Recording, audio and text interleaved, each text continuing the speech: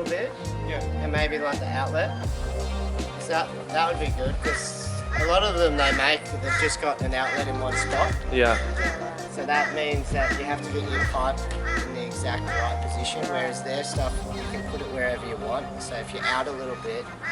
Right. How often does it happen that people they just screw it up a little bit? Yeah, and then happens, it happens often, yeah?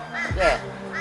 Well, usually just say I bring a pipe up like that. Yeah. Like that big, and the outlet's that big. Yeah. You can sort of be out a little bit. Yeah. But if they're trying to put a bigger outlet in, yeah, it can easily be stuffed up with the ones where it's fixed. But these ones aren't fixed. You can put them wherever you want. Yeah. Yeah. Do you use them a lot in your projects, or like do you work with Jared? Or? Yeah, I do all Jared's plumbing. Oh, okay. Yeah, so every bathroom's got one in it. Yeah. So That's pretty cool.